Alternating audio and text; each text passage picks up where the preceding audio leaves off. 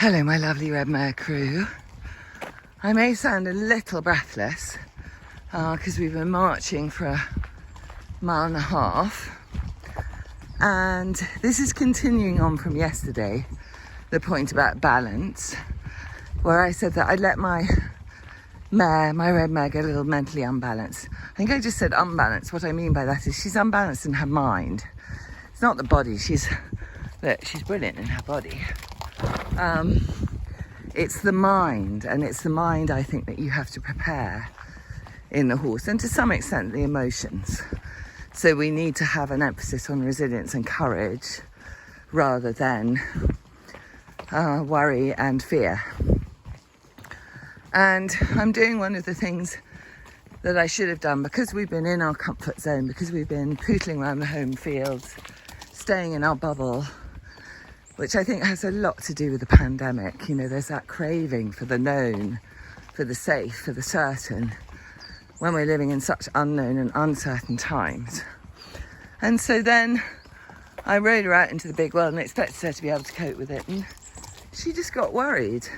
Now, she didn't do anything wrong. She didn't buckle, rear or bolt.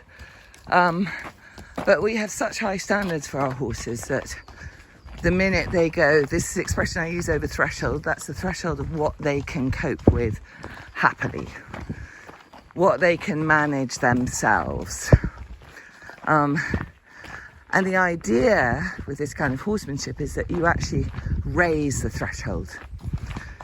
You give them so many coping skills and so much confidence that you expand their capacity. Look, that's where we're going. Can you see the house at the top?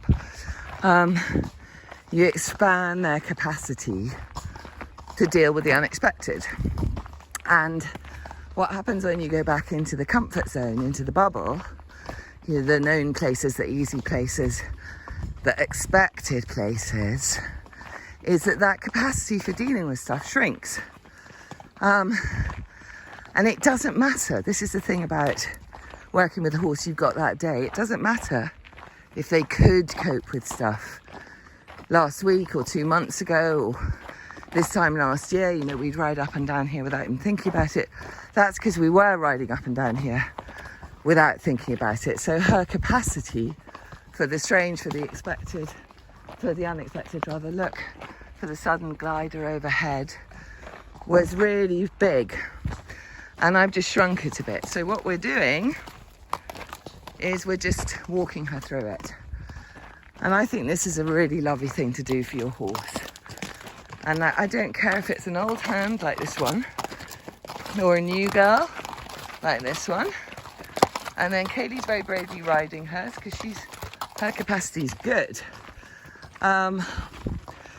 It's still no harm to just go back and walk them through it on the ground, because any problems come up, you can see actually she's pretty relaxed, but any problems come up, you can fix them on the ground. Do you want to go ahead, Cara? Because you're going faster than me now.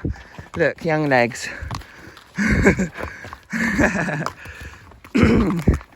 Now, Flo has never been anything like this far from home. Excuse me. So if you watch, Cara's using really good body language. It's nice and relaxed, but really purposeful, really confident. She's going ahead of Florence. So she's saying, look, it's safe. If there's a mountain lion coming, I'm between you and the predator. And she's also letting Flo have a really good look around. I used to always think that you needed their focus on you. So in the early days, if my horse was looking to left or right, I'd bump them back with the rope.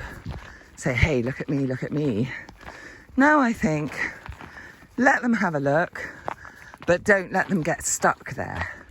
So if the focus doesn't naturally come back to you, then I would ask for it. And I'll do that in as gentle a way as possible. Look at Cara. I am now getting quite puffed. 54-year-old legs. Anyway, so that's my thought for the day. Now, let's see what Kaylee's done cleverly.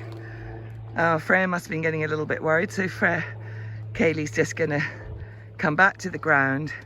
Much easier to reassure your horse on the ground because they can see you. They can't see you when you're in the saddle. They can feel you, but they can't see you. So what my red mare can read in my body language is certainty, comfort, reassurance, sureness. I always say it's like I've got a great big sign on my back saying everything's all right. Cara's stopping for a drink break. Very, very sensibly brought water with her on this hot day. Can you believe this is northern Scotland? And that is my suggestion for you. Just walk them through it. Before you go for a big adventure, before you go for a big ride, you don't have to do the whole thing. Just walk them through it. Make sure you're there to help them. And then you start letting them understand that they actually can cope on their own. But I always think at the beginning, or if they've gone back a step or two and got a little bit worried, you just go back and give them that extra reassurance. And those are my big adventure thoughts. And there are some hills for you.